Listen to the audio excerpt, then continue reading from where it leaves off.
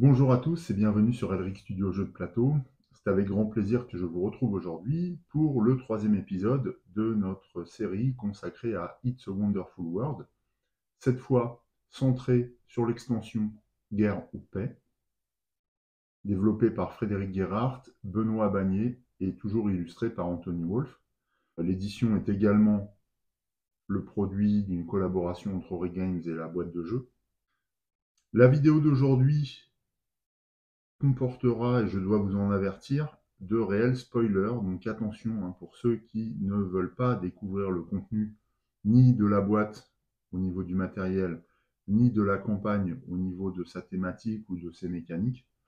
Il faut impérativement arrêter la vidéo après cette phrase. Pour ceux qui souhaiteraient acquérir ou non l'extension, mais qui ne sont néanmoins pas gênés par les spoilers, là vous pouvez continuer sans problème parce que nous allons aborder dans cette vidéo le scénario numéro 1 de It's a Wonderful World, Guerre ou Paix, et celui-ci, bien qu'il comporte des spoils qu'on pourrait qualifier de majeurs puisque nous allons dévoiler le contenu d'une enveloppe, n'empêche pas de jouer la campagne. En fait, la campagne elle-même est une campagne rejouable, que nous pouvons rejouer de manière quasiment indéfinie. Et donc, il n'y a pas de problème en matière de gameplay, si vous voulez. Ce qu'on spoil réellement à travers une vidéo de ce type, c'est surtout le contenu de la boîte, le matériel, son allure, les mécaniques qu'il comporte, les nouveautés finalement qui sont introduites par l'extension.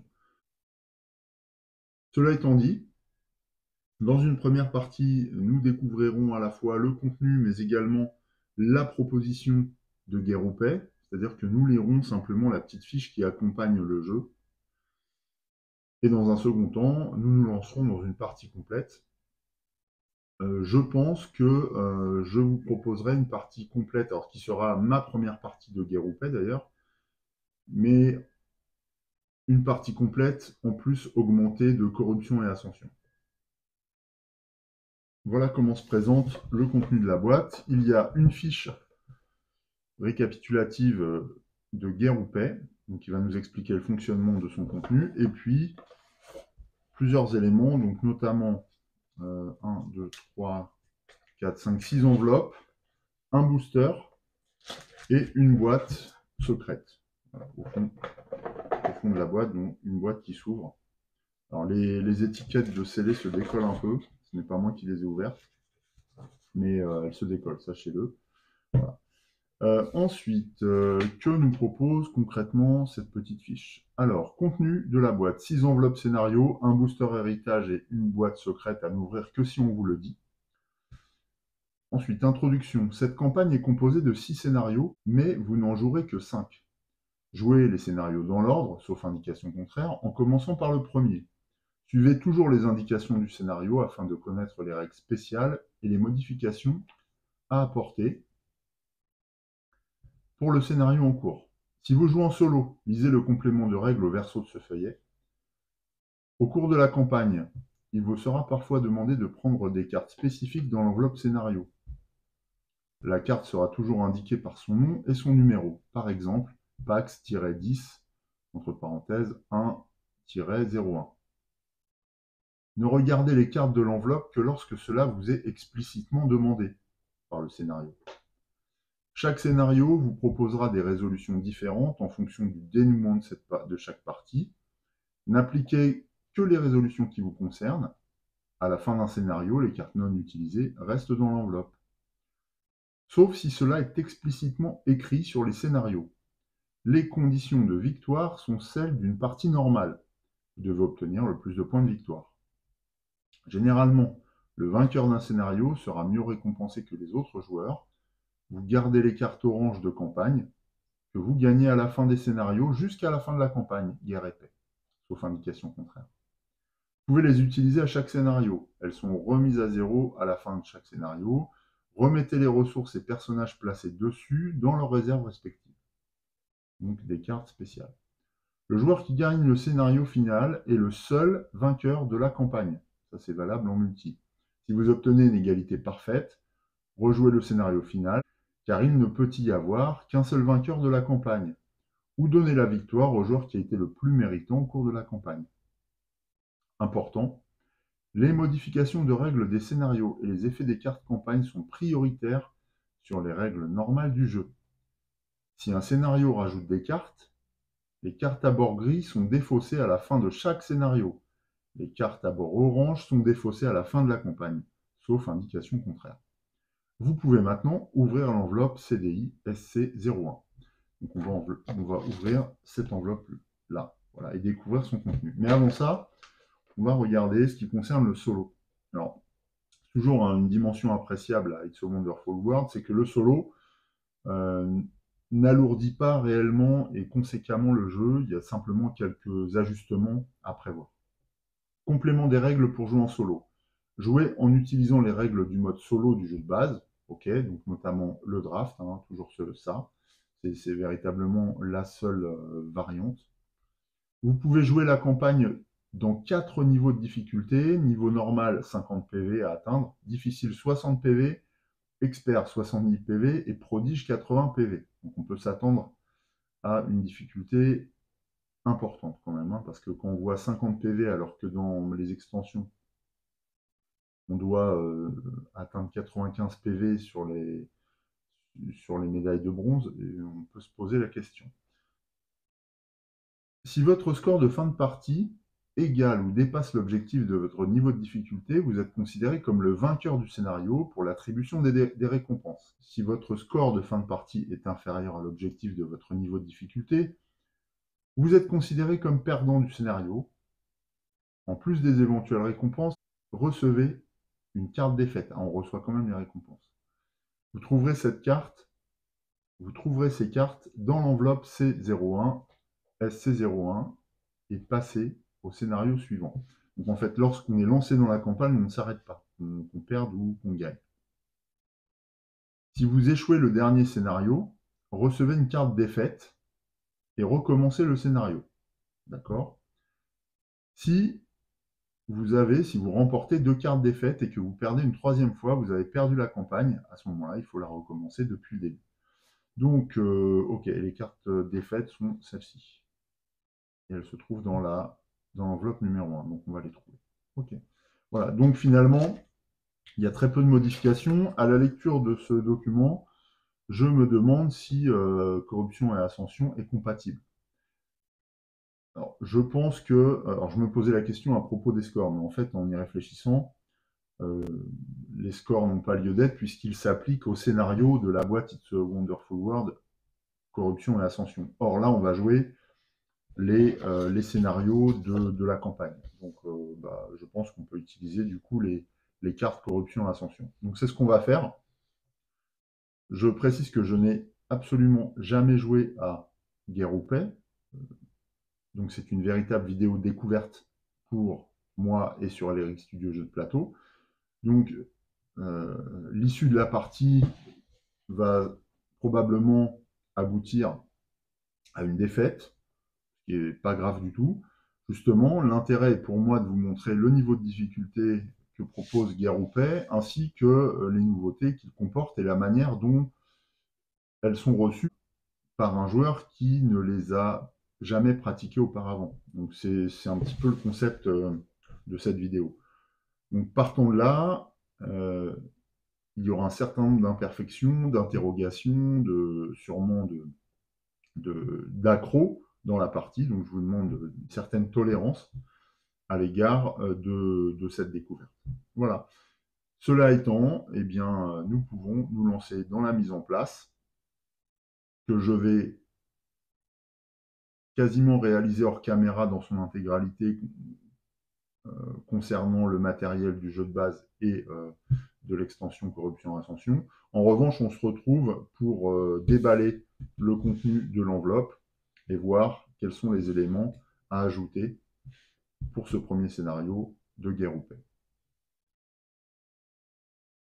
J'ai effectué une mise en place classique du matériel du jeu de base ainsi que des cartes Corruption Ascension. Je me suis arrêté là, je n'ai pas sélectionné ma nation puisque pour le moment, il faut ouvrir l'enveloppe. et découvrir ce qu'elle propose en matière de mise en place complémentaire. Alors voilà, les étiquettes se décollent. Bon, je pense que c'est un peu fait exprès, cela dit, pour qu'on puisse ne pas trop abîmer le matériel, hein, j'imagine. Voilà. Découvrons maintenant ce que contient cette enveloppe. Alors d'abord, une fiche nous expliquant le scénario. On va découvrir ça en détail. Et puis, qu'est-ce qu'il y a d'autre? Donc des cartes au format habituel dans ce Wonderful World. Donc il y en a pas mal quand même, hein. Il y en a de différents types.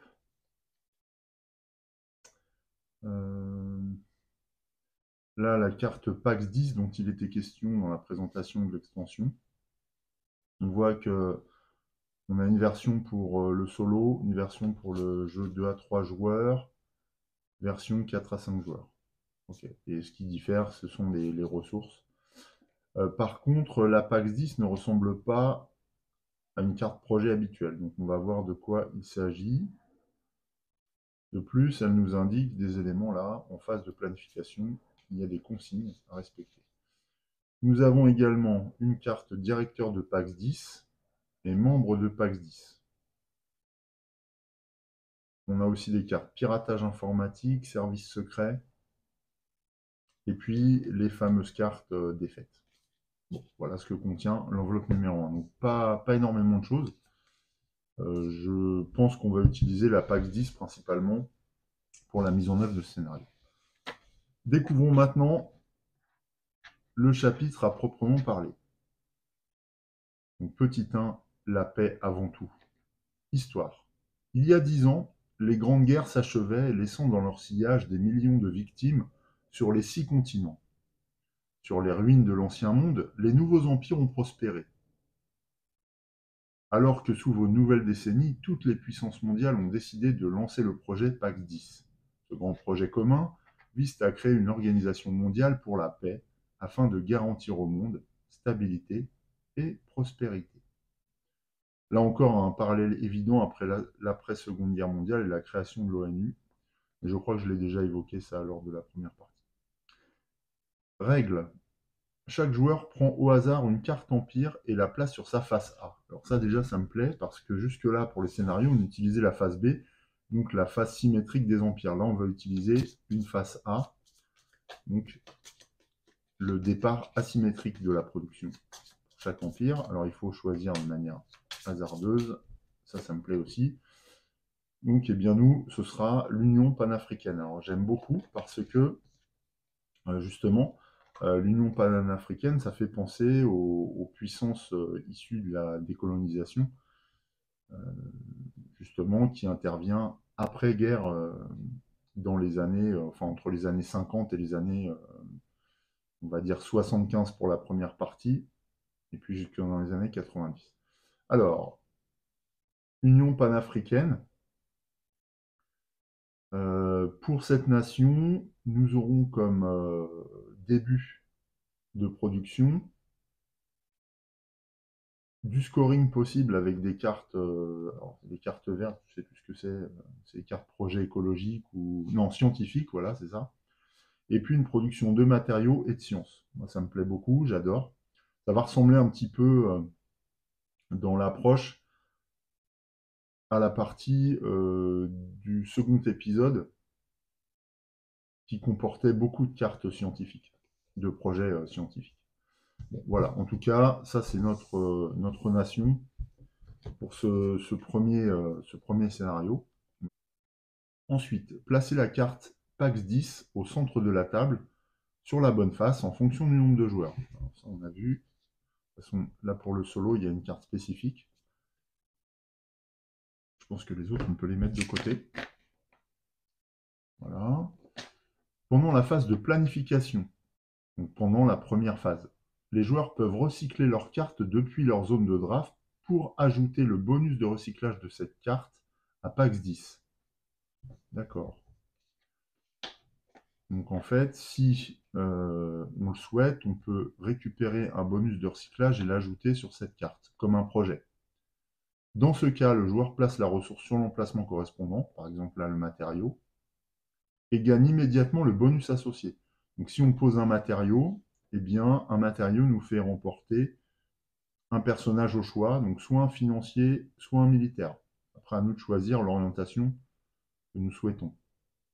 Et puis ainsi de suite. En fonction des matériaux, en fait, il y a une forme de conversion, une forme de troc qui s'établit, finalement, entre notre nation et puis l'ONU. Ok. Bonus pour chaque ressource, donc ça, c'est expliqué ici.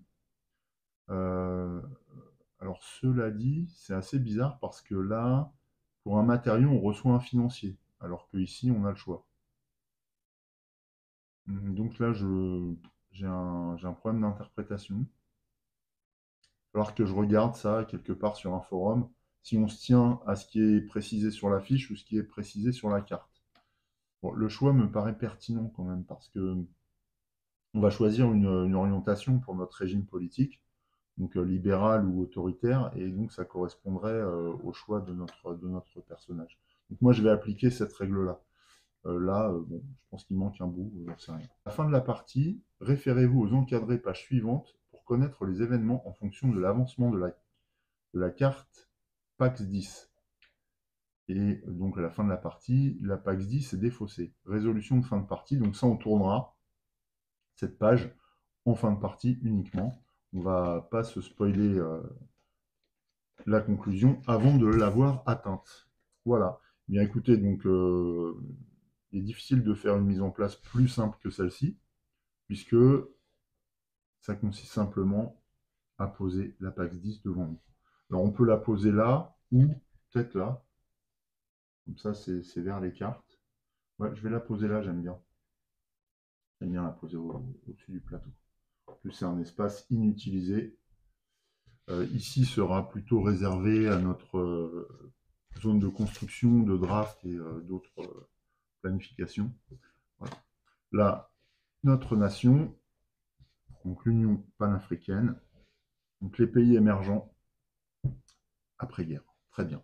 Et donc, je vous rappelle, les pays émergents pendant la guerre froide, c'était aussi en grande partie des pays non alignés à l'Union soviétique ou à l'Union atlantique, nord-atlantique, donc à l'OTAN. Donc, ce sont des gens qui cherchent leur autonomie vis-à-vis des grandes puissances. Donc, je trouve ça intéressant de ce point de vue-là.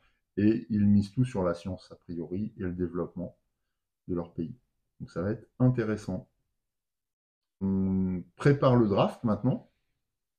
Alors, comme on utilise les cartes corruption ascension, on va les injecter dans nos mini-decks de draft. Donc on en prépare 8, avec 3 cartes du jeu classique dans chacune d'entre elles, et puis 2 cartes corruption ascension. Alors pour ceux qui n'auraient pas vu l'épisode consacré à corruption ascension, les cartes corruption ascension apportent 4 nouvelles variétés de cartes, soit des cartes qui renforcent la production mais qui corrompent une autre partie de la production, c'est-à-dire qui nous suppriment des ressources d'un certain type, alors qu'elles nous en ajoutent beaucoup d'un autre type. Des cartes projets principaux, donc qui sont des projets qui rapportent beaucoup de points mais qui sont difficiles à construire puisque nécessitent beaucoup de ressources, souvent très variées. On a aussi, qu'est-ce qu'on a d'autre? On a, je vais vous dire parce que je ne me souviens plus, on a les doubles scoring aussi. Donc là, les cartes projet ont des combos à la place des scores. Et enfin, bah c'est tout. C'est tout. Voilà. Je vous ai résumé grosso modo le contenu de Corruption Ascension. Et bien cette fois, on peut démarrer. On va procéder à la première manche. Et donc à la première étape de la manche, à savoir le draft. C'est parti.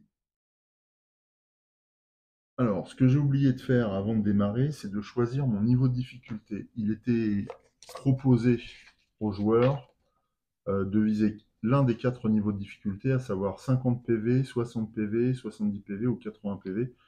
Moi, je vais prendre 60 PV parce que j'ai quand même fait quelques parties, même si dans le dernier épisode, on a vu que ça n'avait pas été concluant, mais bon, globalement, j'ai quand même fait pas mal de parties, donc je vais viser le 60 PV comme objectif.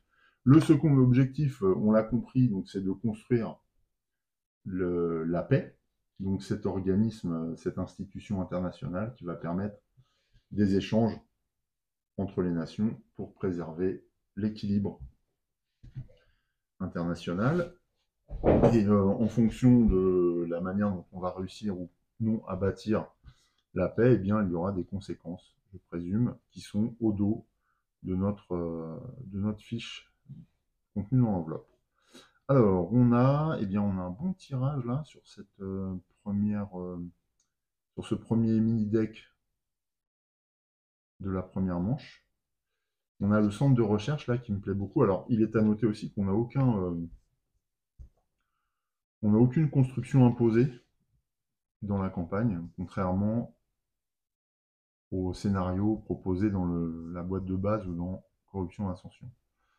Donc c'est à nous d'orienter notre production. Nous, on va l'orienter vers les sciences, puisque c'est là-dessus qu'on va scorer, les sciences et les matériaux, d'ailleurs. Alors, par exemple, on aurait les satellites, là, mais je pense que c'est un petit peu anticipé.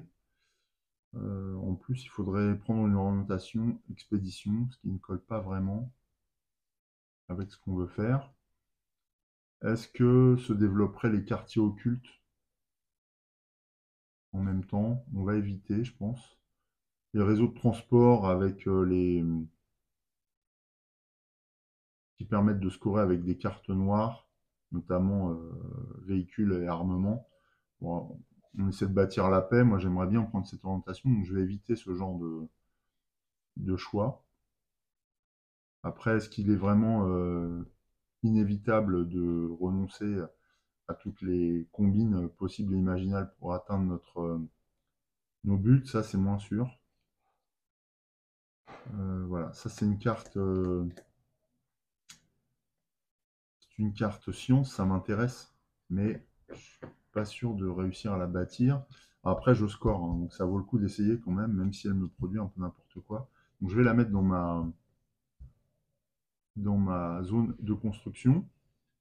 Ensuite, je vais essayer d'avancer sur mon centre de recherche rapidement. Donc là, je vais dépenser un matériau, deux matériaux. Ouais, un matériau, deux matériaux. Déjà, un matériau, je vais recycler cette carte tout de suite.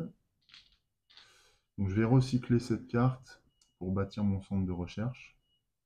Voilà. Ouais, je me tâte toujours là pour le quartier occulte.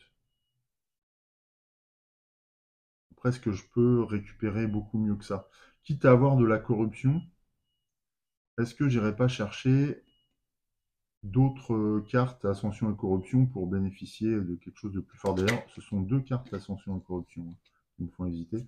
Allez, je les recycle et je vais réaffecter mes équipes de recherche sur 3 nouveaux projets. Voilà, et je vais en choisir un. Oh, j'en ai un de trop. Alors, c'est la dernière. Ouais. Ok, eh bien, ouais. Alors, j'ai la base mobile, par exemple. La clinique de luxe, ça ne m'intéresse pas. Le convoi spécial. Non, je vais prendre la base mobile. Ouais. À la limite, ça se combine assez bien avec ce que j'ai. Ça m'apporte de la science si je veux. Mais surtout, ça me renforce ma production de science. Pourquoi pas? Par contre, c'est une carte noire. Ah oui, j'avais pas vu ça.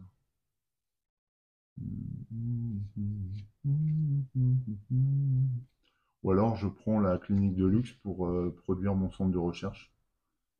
Ouais, pour fournir l'énergie à mon centre de recherche. Je vais faire ça. Allez hop. Tant pis pour la base mobile. Je veux absolument produire rapidement. Voilà. C'était ma première étape de draft. Alors je choisis un autre paquet. On va prendre celui-ci. Je les mets dans ma zone de draft. Je ne dois pas oublier d'alimenter Pax 10 là-bas. Alors, j'ai des cartes là, qui me permettent de faire ça facilement. Par exemple, ouais, là je vais recycler zone de non-droit, qui est un matériau. Ou cela dit, non. Non, non, c'est idiot. Non, non, je vais utiliser ces deux cartes-là, quartier occulte et zone de non-droit, pour les recycler, obtenir deux matériaux. Pourquoi? Parce que ça va me permettre de finaliser la construction de mon centre de recherche. Donc là, c'est deux matériaux qui viennent là. Tac, mon centre de recherche est achevé. Je vais pouvoir lancer la production de science. Ça, c'est très très bien. Hop. Voilà. Ensuite, alors je vais produire des matériaux en début, donc il me faudrait une carte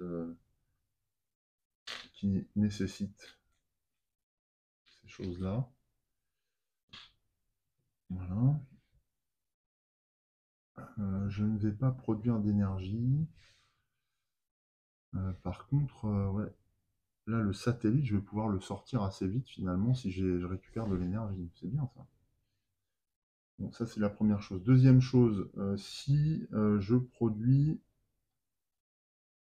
des expéditions que je consacre à PAX 10, eh bien, ça va me rapporter un financier ou un militaire. Ouais, pour le moment, c'est pas forcément. J'ai pas l'orientation encore de ma nation. Pour le moment, je sais que je dois aller vers des cartes scientifiques, mais j'ai pas d'orientation spécifique. Là, a priori, je vais produire du militaire, donc je vais chercher après à scorer autour de ça. Donc, je m'oriente sur un régime autoritaire. Bon, c'est-à-dire, c'est pas très original pour l'Union panafricaine, mais bah, tant pis, hein. Après, voilà, il faut bien démarrer. Ce qui fait que je vais consacrer l'une de ces cartes, voilà, l'Arche d'Alliance. Je vais consacrer l'une de ces cartes à la construction de PAX 10. Donc je recycle et je pose une ressource ici. Ce qui me fait, ça me permet de choisir entre un militaire ou un financier. Je prends un militaire. J'oriente déjà. Comme ça va se combiner avec le bonus de cette carte. Enfin, il me reste ces deux cartes-là. Je pense que je vais les recycler au profit de projets du jeu de base. Donc de 5 projets. 1, 2, 3, 4, 5. Parmi lesquels je vais pouvoir choisir. Oh, j'ai encore un centre de recherche là, c'est bon ça? Ah oui, d'accord. C'est vraiment hyper ciblé, quoi. Sinon, je peux produire le laboratoire aéroporté, mais c'est une carte noire, donc je vais plutôt prendre mon centre de recherche. Encore un. Voilà, que je mets en construction immédiatement. Les autres cartes sont défaussées. Bien. Voilà ce que j'ai en construction. Ma nation commence à se développer doucement. Pas facile au début. Sachant que là, je vais commencer à scorer. J'ai retenu quoi comme objectif? Euh, j'ai retenu, ouais, l'objectif 60 points. Je vais le noter sur le tableau. Donc, Elric, 60. Voilà, comme ça, on s'en souviendra en fin de partie. Allez, on passe à la phase de production. Donc, bah, ça va être assez rapide puisqu'on produit que deux types de ressources. Donc, deux en matériaux. On n'a pas de suprématie pour l'instant. Et 4 en sciences. Ce qui est mieux déjà. Alors, deux en matériaux, on peut les investir tout de suite dans le centre de recherche.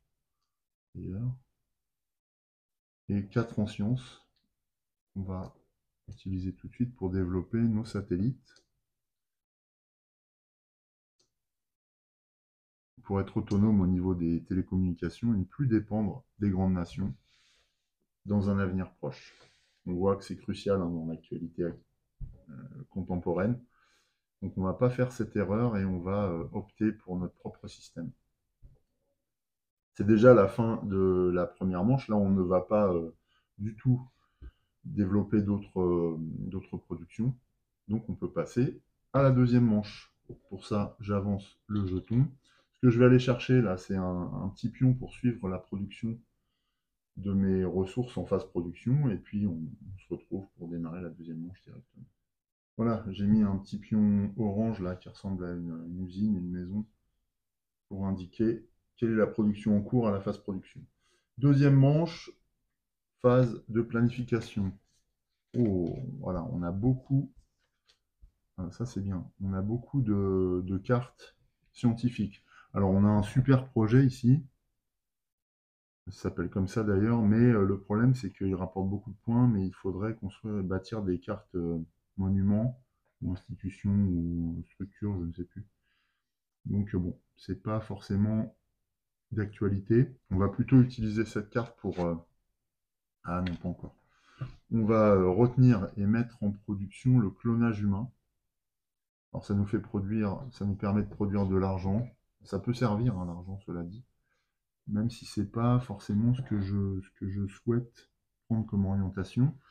Grâce à Immortalité Inquisiteur qu'on va recycler, on va obtenir de la science. Encore nos scientifiques qu'on recentre autour de nos projets. Donc 2 en sciences, ça nous permet d'avancer sur le clonage. On a le tombeau d'Alexandre qui nous rapporte 1 $, et bien cet argent va être aussi injecté dans nos projets, on ne va pas perdre de temps. Voilà. Et du coup, le clonage humain est maîtrisé et va commencer à nous rapporter un peu de sous. En plus, c'est une carte scientifique, donc nous, on s'oriente vraiment sur une industrie scientifique de pointe. On va vendre nos connaissances après aux autres nations. Je vais recycler division de chars parce que j'ai pas envie de produire d'armes pour récupérer des matériaux et les injecter dans notre centre de recherche. Alors, on va accélérer notre production de sciences. C'est notre première phase de draft de cette seconde manche. Deuxième phase de draft. Yes, on a télékinésie. On va un peu dans tous les sens là, mais d'un autre côté, on a besoin de développer ces projets scientifiques. Donc on va la récupérer. On va aussi bâtir la base militaire. De toute façon, on a appris une orientation autoritaire, donc c'est bien. Par rapport à notre régime, il va bien falloir l'asseoir sur un outil tel que l'armée. Bon, cela dit, j'ai pas trop envie de produire des chars, donc je récupère les matériaux et on achètera les chars à l'étranger si on en a besoin.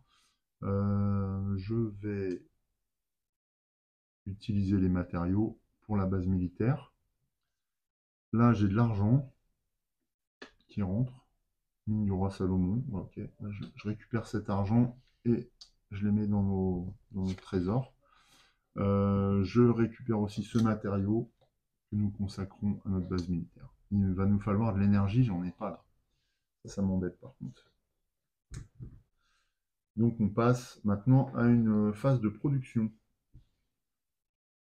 On n'a pas beaucoup développé notre production pour l'instant d'ailleurs. Ce qui va nous manquer, c'est de l'énergie pour avancer. Toujours est-il que nous produisions 2 en matériaux. C'est toujours utile. Donc là, 1, on a quasiment terminé la construction de notre base militaire. Le second va dans notre nation. Ensuite, 4 en sciences. Donc on ne produit pas d'énergie. Donc on saute ce truc. 4 en sciences, toujours pas de suprématie. Les 4 unités en sciences, par contre, vont nous servir au projet de télékinésie. Donc là, on investit énormément de recherche dans ces projets avant-gardistes. Et il va nous falloir du cristallium.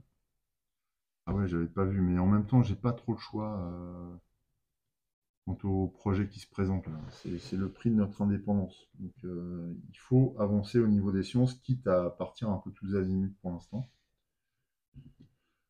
Voilà, mais c'est vrai que ça va pas nous arranger d'avoir ce genre de combinaison. C'est difficile, hein. On voit que c'est déjà difficile. Bon, il va nous falloir de l'énergie, ça c'est sûr. On continue la phase de production, on va produire 1 en or. On n'en a pas besoin pour l'instant, donc ça va dans nos réserves. Et puis de l'expédition, on n'en produit pas pour l'instant. La deuxième manche s'achève, on passe directement à la troisième manche. Je suis en train de me rendre compte que, non, plutôt qu'injecter l'or dans notre trésor, eh bien on va plutôt l'injecter dans l'institution et ça nous permet de construire un matériau. Ouais, un matériau. D'accord. Alors c'est pas terrible parce que je peux pas faire un effet cascade, donc c'est un peu dommage. Mais lui atterrit dans notre nation. Du coup. Enfin, j'ai avancé comme ça sur la PAX 10 que j'avais oublié un petit peu. Ok, on continue. Troisième manche du coup. Première étape de draft. Ah, alors là on arrive sur... ouais, on arrive sur des projets intéressants. Notamment là, la fabrique de robots, hein, ce qui se combine avec la télékinésie et nous permet de produire de la science. On a encore mieux la centrale de Cristallium. C'est trois en... Oh, elle est super, la centrale de Cristallium. Ah ouais, elle est vraiment formidable. Ouais. Donc ce serait bien qu'on la produise. Ça nous coûte un Cristallium, mais on a déjà 3 éléments dans notre stock. Donc on va pouvoir produire du Cristallium assez vite. Je vais récupérer cette carte. Sinon, la fabrique de robots est intéressante aussi. Euh, Elle est pervertie. Je vais éviter, peut-être. Contre, ça me rapporte pas de points tout ça. Est-ce qu'il y a une carte là qui me rapporte du point, un projet qui me rapporte des points? Pas vraiment. Donc je vais plutôt utiliser tout ça. Hum, Alors il me faut... Ah si, je pouvais utiliser un matériau. Ouais. Un matériau, de l'or, de la science, de l'énergie. Alors j'ai toujours un problème d'énergie. Est-ce que je produirais cette fabrique de robots? 1, 2, 3, 4. 1, 2, 3. C'est peut-être plus facile de produire ça.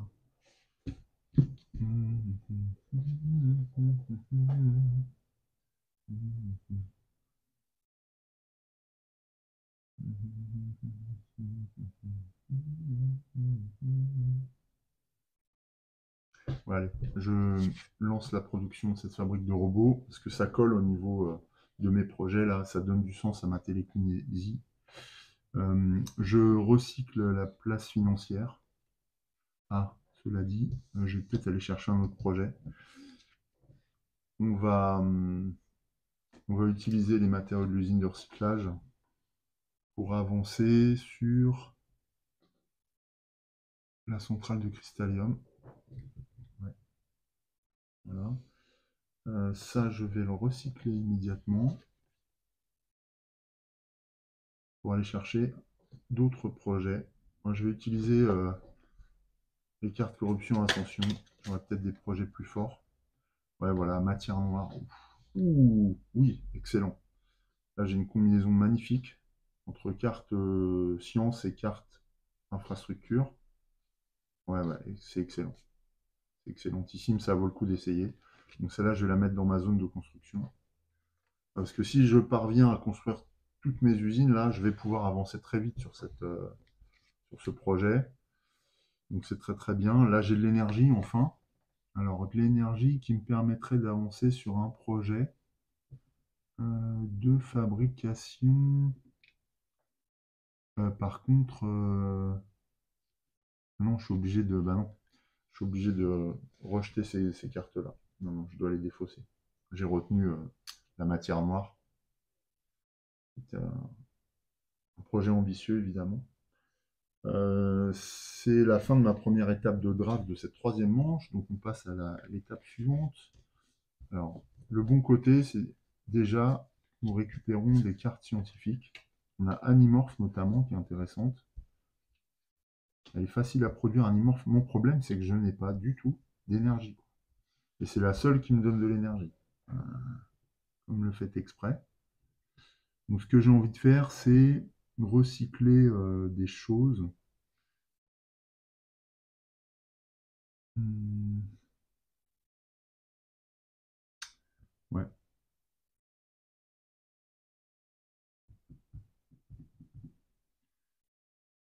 C'est pas facile, hein. Les choix à faire là sont sont assez compliquées. Ce que je vais faire, je vais recycler le train magnétique et la boîte de Pandore pour aller chercher 5 nouveaux projets.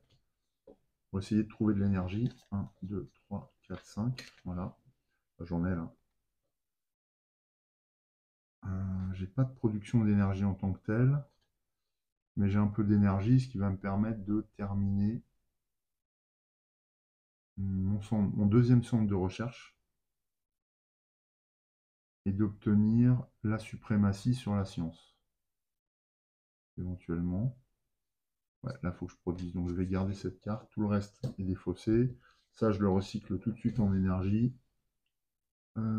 Cette énergie, je l'injecte. Ouais, je l'injecte ici, sur mon centre de recherche. Je ne sais pas si c'est assez ambitieux comme projet. Je me le demande, hein, parce que j'accélère pas beaucoup ma production. Mais bon, ça, on va voir. Ensuite, alors on a toujours tout ça en prod, on est toujours en défaut d'énergie. Cela étant, je peux éventuellement recycler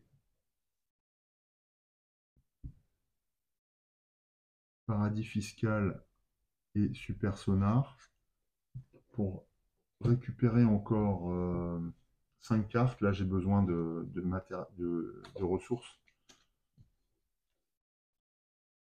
Ah, j'y crois pas. Pourtant, c'est mélangé, hein, mais ouais, je ne parviens pas à récupérer du tout d'énergie. Purée, c'est ma malédiction dans cette partie. Donc, je vais prendre une carte qui me donne quoi? Ça, non.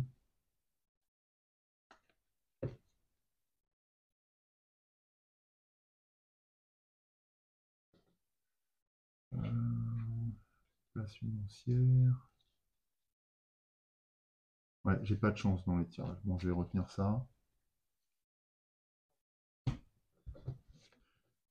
Là, ça me donne de l'or. Bon, ben, je récupère cette ressource.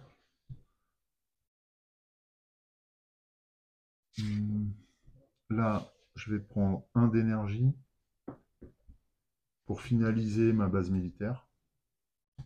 Ouais. C'est la seule façon que j'ai de parvenir à l'augmentation de ma production. Et là, j'en ai absolument besoin.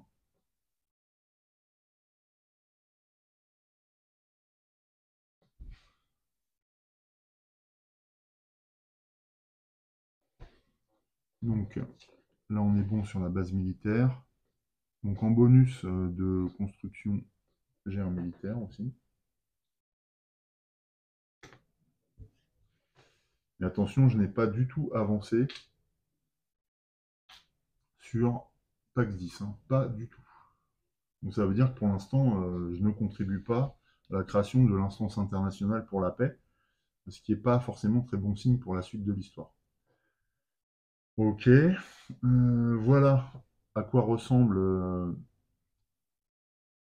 ma planification en cette fin de troisième manche. On passe à une étape de production.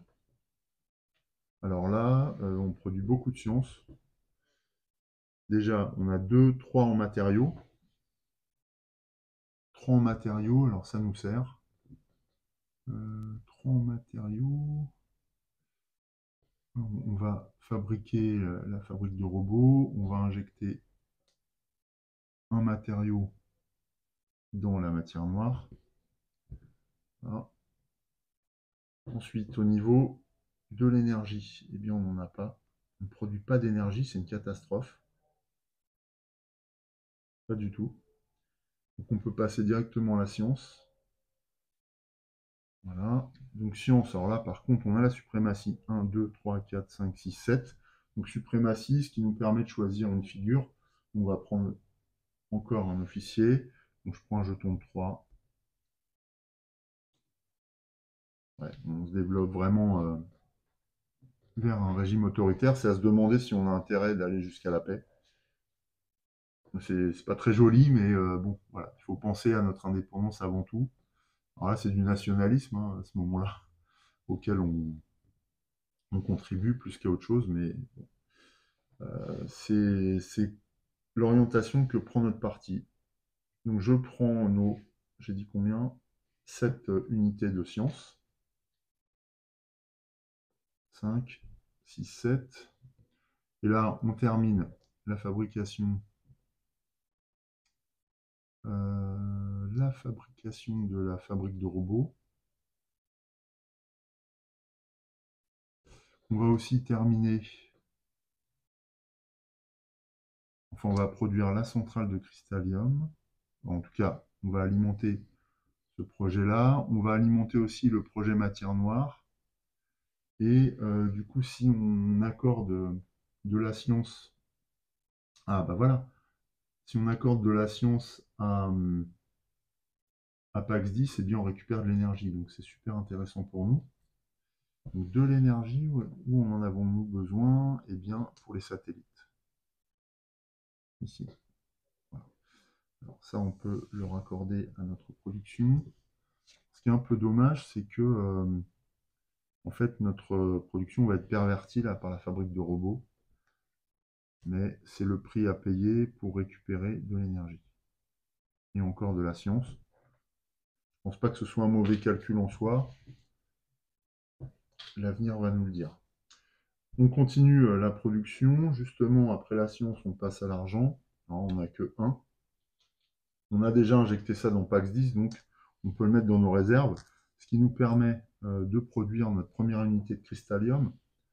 Et ce cristallium va nous être fort utile puisqu'on va l'injecter dans notre centrale à cristallium directement.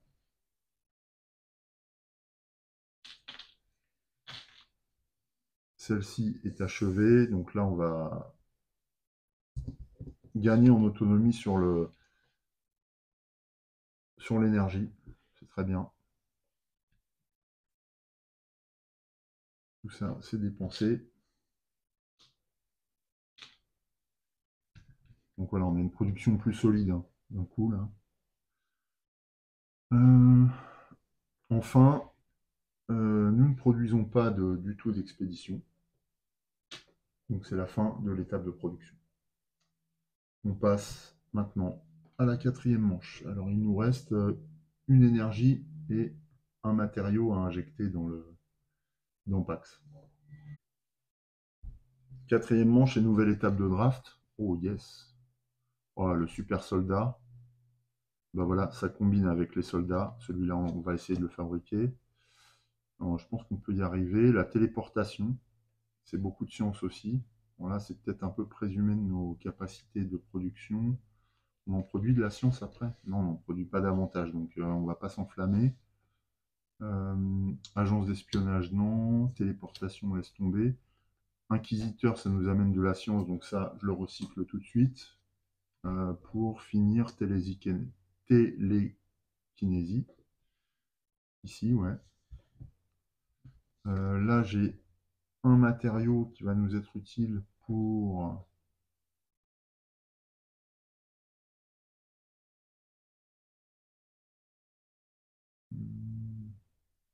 alors, produire encore de l'énergie. Est-ce que j'en ai besoin de tant que ça? Non, hein, pas forcément.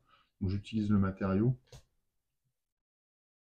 pour avancer sur le projet de la matière noire. Matière noire qui est vraiment un gros projet. Téléportation et agence d'espionnage, je recycle sur nouveau projet. Alors est-ce que je tente une carte ascension avec un plus fort levier? Ouais, je pense. Je peux en prendre qu'une, donc voilà. Ouais, voilà. Soleil artificiel, bon ça c'est super prétentieux peut-être. Un peu d'or. Là on est déjà dans la 4e manche, ça va être compliqué. Pillard, ça ne nous intéresse pas. Valhalla non plus, c'est de l'or. Ça c'est de l'énergie, donc je vais récupérer ça. Récupérer ça immédiatement. Donc de l'énergie, avec ça je peux produire mon satellite. C'est pas ce qui m'intéresse le plus là. Par contre, je peux alimenter Pax 10 grâce à ça et transformer et obtenir de la science en échange. Donc c'est ce que je vais faire.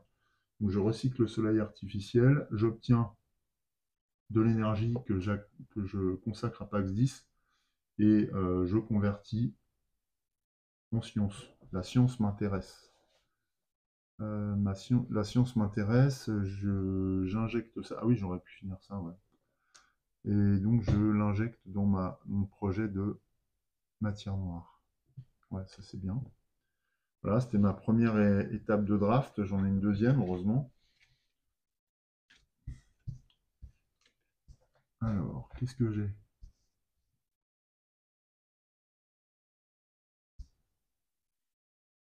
J'ai de l'énergie là. Le problème, ça va être le cristallium.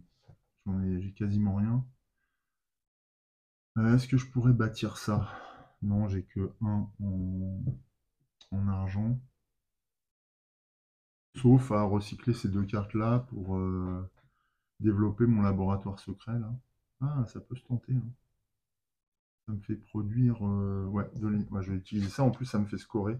C'est bien. Je mets en production le laboratoire secret. J'utilise Pillard et Cathédrale Céleste pour obtenir de l'argent que j'injecte dans ce projet-là. En plus, mes matériaux ne seraient pas utilisés si j'avais pas un projet de ce type. Donc j'ai intérêt à le faire. Combien j'ai de matériaux? 1, 2, 3, 4, 5. 1, 2, 3, 4, 5. J'ai pas forcément besoin. Cela dit, je peux recycler l'usine de recyclage pour finir de construire PAX 10. Voilà. Et donc je peux récupérer un militaire ou un financier. Moi, je prends un militaire. Voilà. Enfin, et bien enfin, j'ai ma centrale nucléaire là, que je recycle et qui me permet de finaliser le projet de satellite. Voilà. Nous voilà autonomes en matière de télécommunication et on gagne encore à développer notre encadrement militaire. Donc un général de plus grâce à ça. Bien, alors on arrive à une phase critique puisque il nous reste des cartes à produire. Pas sûr du tout d'y parvenir, considérant notre production, parce qu'elle est faible en vérité. Elle est très très faible. Malgré les super productions qu'on a mis en route, ça va être chaud.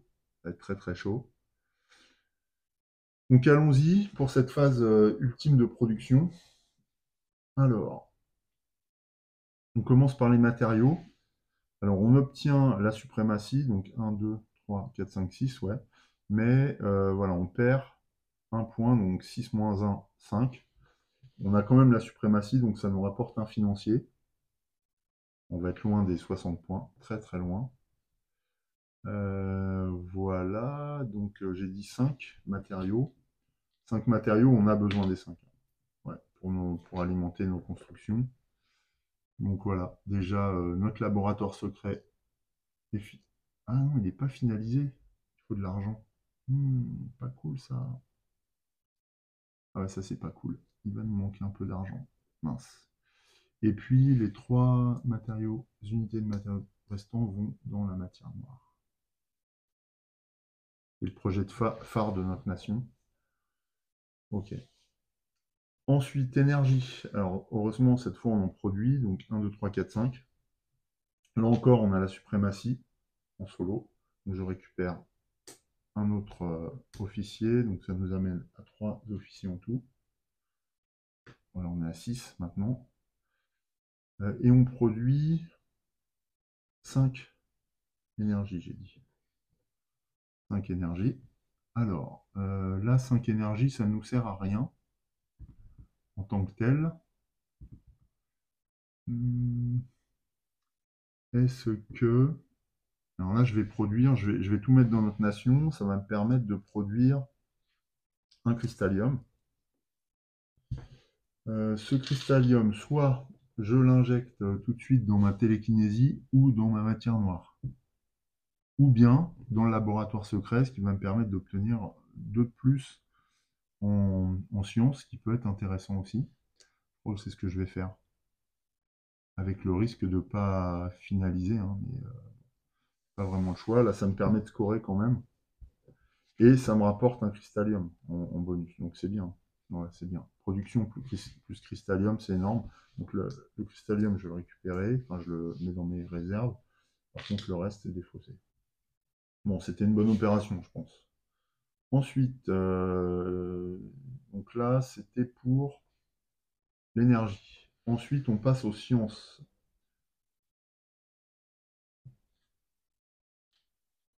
Alors, les sciences, voilà, du coup, on va blinder. 1, 2, 3, 4, 5, 6, 7, 8, 9, 10, 11. Ouais, c'est pas mal. 11 en sciences. En même temps, il nous en faut beaucoup. Donc là, je suis à 6. 6 et 5, 11. Il m'en faut 2 pour la matière noire. Il m'en faut 1, 2, 3, 4, 5, 6, 7 pour le super soldat. Que je vais terminer du coup, mais alors ça c'est très bien parce que ça nous permet de rapporter des points avec nos autres soldats, plus un bonus encore. Donc ça c'est plutôt bien. Mine de rien, ça va nous rapporter 7 points, cette carte. Donc voilà, toute cette science consacrée au développement de nouvelles armes. Ouais, d'ailleurs j'ai oublié, mais j'avais la suprématie aussi, donc je récupère encore un soldat. Il me reste 2 là à consacrer. J'ai un bonus soldat aussi. Là je suis à 8 soldats, ça devient intéressant. Il me reste 2 en sciences. Ces 2 en sciences, je les mets dans mes réserves. Je passe à la production d'argent. Bon, c'est assez ridicule. Je produis 1 en argent que je mets dans mes réserves. Et enfin, je vais passer à la production d'expédition. Et donc là, j'en produis 2.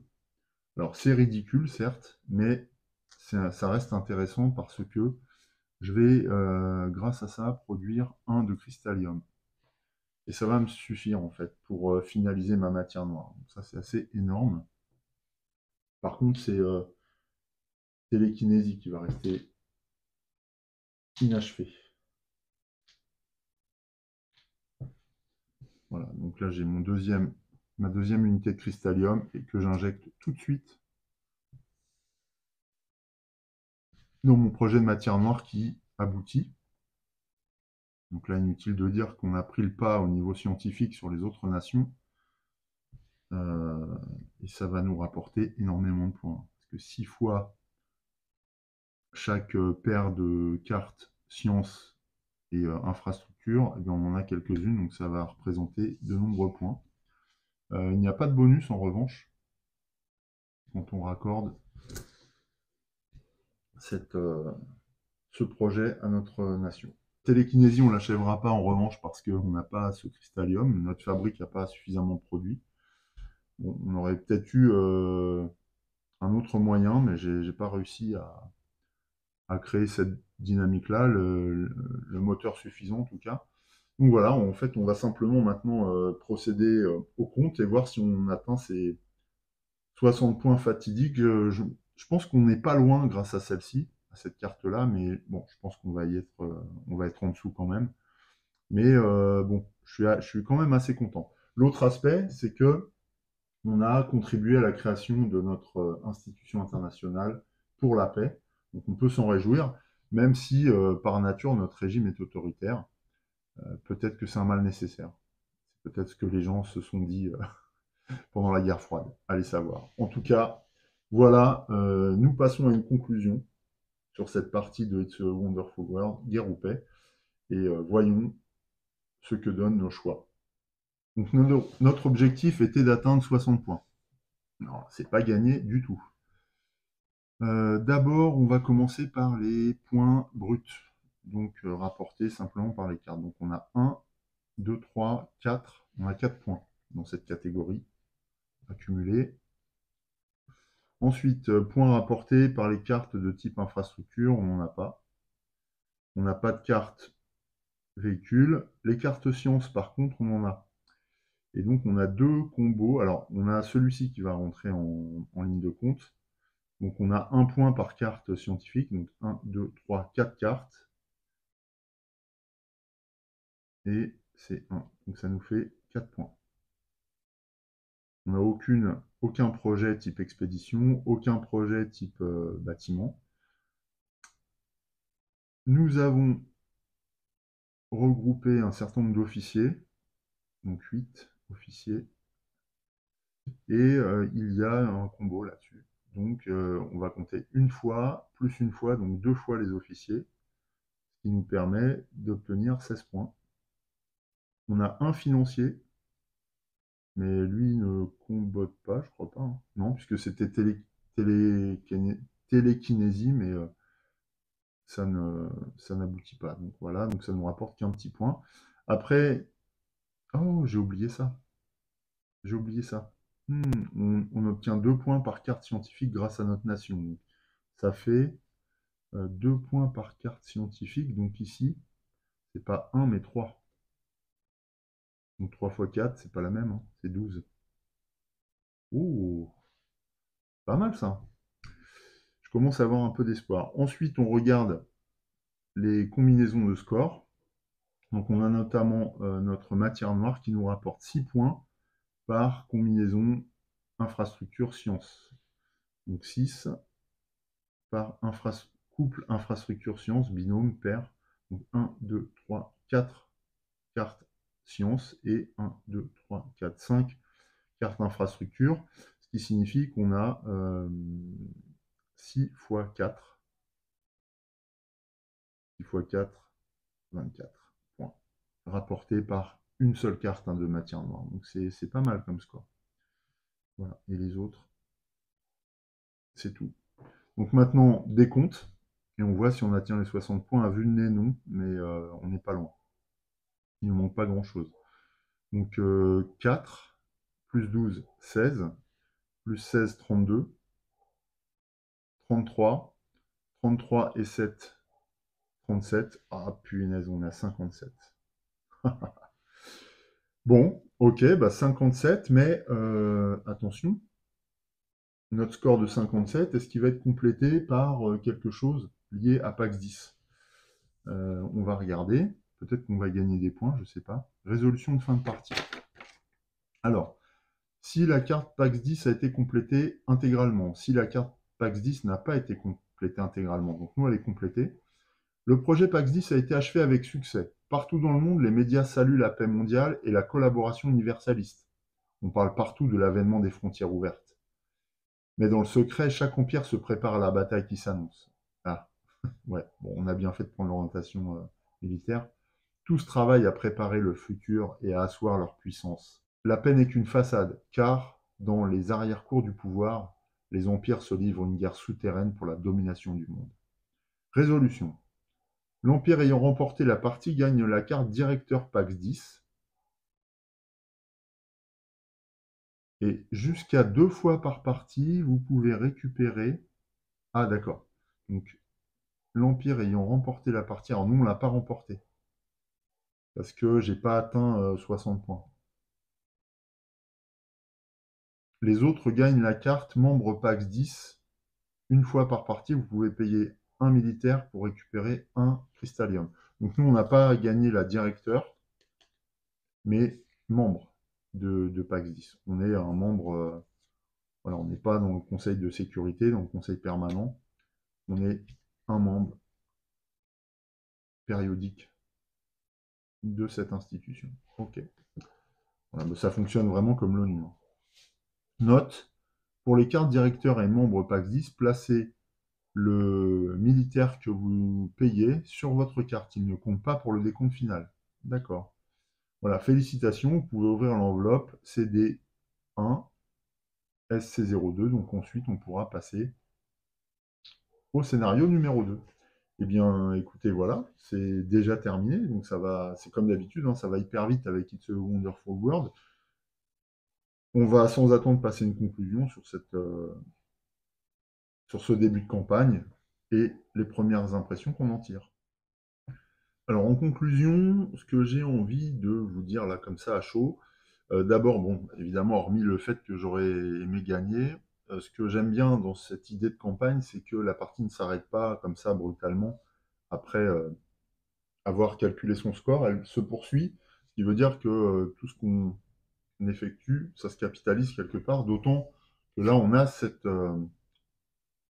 carte qui nous permet de conserver le bénéfice de l'étape, et ça, je trouve super important qu'il y ait un espèce de fil rouge comme ça, un espèce de lien entre la première, enfin entre une partie et la suivante.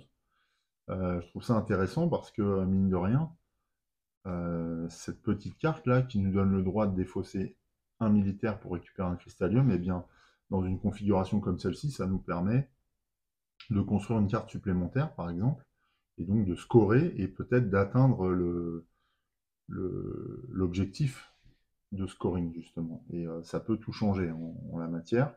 Par contre, je suis en train de me demander, est-ce que j'aurais dû récupérer une carte défaite? Bah oui. Et oui, oui. Là, j'ai perdu. Donc, il faut que je prenne une carte défaite. Donc, ça veut dire que je commence déjà à prendre du retard. Ah oui, j'ai perdu. Je vais juste oublier ce détail. Voilà, donc c'est le deuxième effet de cette première partie. Bon, après, est-ce que c'est une réelle défaite?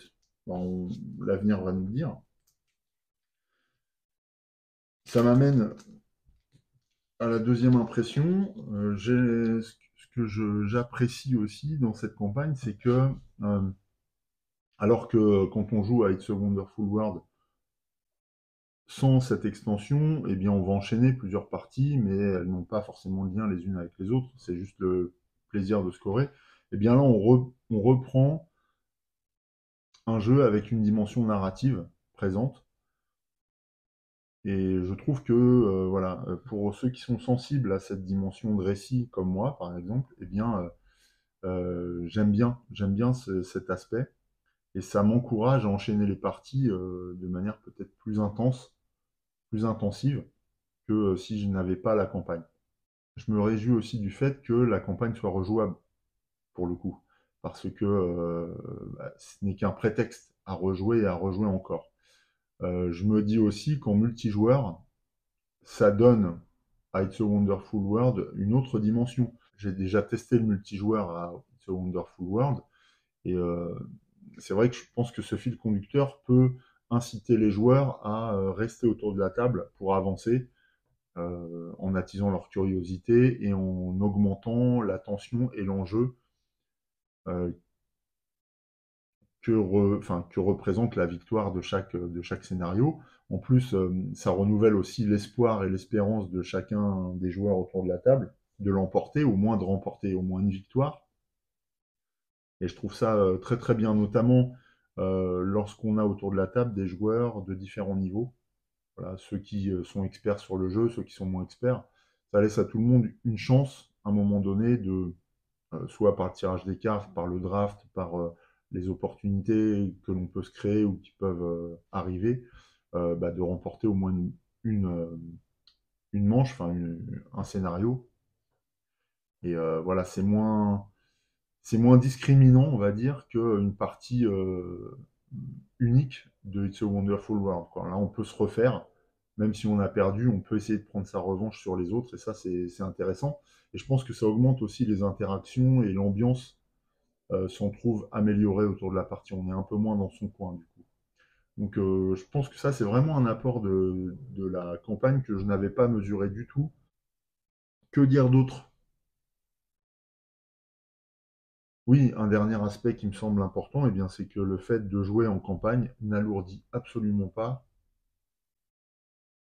alors que là, je joue déjà avec l'extension Corruption Ascension en plus, ça n'alourdit absolument pas le gameplay, quoi. Et ça, c'est vraiment quelque chose d'assez exceptionnel pour un jeu de société. En général, lorsqu'on accumule les extensions, eh bien, les parties s'en trouvent rallongées, les mécaniques alourdies, euh, il faut connaître de plus en plus de règles et tout, et bien It's a Wonderful World prouve que augmenter la profondeur de jeu, la densifier, apporter une dimension thématique, n'est pas toujours synonyme de compliqué. Et ça, je trouve ça assez formidable. Et là encore, ça donne accès notamment à la campagne, à des joueurs qui ne sont que des joueurs occasionnels, notamment là pour les vacances d'été. Je vais emmener la campagne parce que je pense que ça va intéresser des joueurs avec qui je m'assieds autour de la table durant l'été simplement chaque année, quoi. Donc ouais, c'est vraiment chouette, quoi. J'adore hein, cette campagne guerre et paix.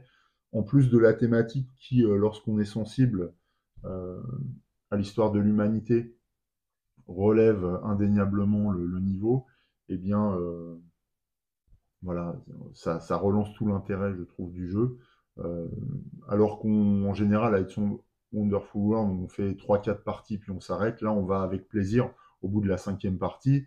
Et je pense que à l'issue de ça, on a envie de rejouer le lendemain, ou si on a joué le matin, on va rejouer le soir après la plage, parce qu'on a envie de se refrotter à toute cette ambiance et à toute cette tension que va représenter la mise en concurrence de nos nations respectives. Et donc, on va essayer de faire mieux que les autres. Et j'aime bien cet aspect compétitif. En solo, c'est super aussi, parce qu'il y a un enjeu. Quant à participer ou non à la paix dans le monde, là on voit que le scénario nous montre que l'intention de chaque nation est un peu biaisée, mais on verra ce que va donner la suite de la campagne. Je ne sais pas s'il y a des rebondissements, j'en sais rien. Euh, Nous verrons. Dernier point, je pense que je vous soumettrai un petit sondage afin de savoir si je prolonge la série en vous proposant le scénario numéro 2 pour avancer encore dans la campagne, au risque de dévoiler encore certains aspects, mais aussi pour permettre à ceux qui ont besoin ou qui ont envie de découvrir la suite, eh bien, de se rendre compte de ce qui est contenu dans la seconde enveloppe. Alors, pour vous dire, la seconde enveloppe est sensiblement du même gabarit que la première. J'ai pas l'impression qu'il y ait beaucoup plus de matériel dedans. J'en sais rien, je l'ai jamais ouvert. Donc, bah, nous verrons ça ensemble, tout simplement. Si vous le souhaitez, donc je lance un petit sondage et puis on se retrouve dans quelques jours en fonction des résultats, soit sur It's a Wonderful World, soit sur un nouveau jeu. Voilà, tout simplement. En attendant, pour ceux qui ont la chance de partir en vacances, je vous souhaite de très belles vacances et un bel été. Pour les autres, surtout portez-vous bien, prenez soin de vous. Je vous embrasse. Salut!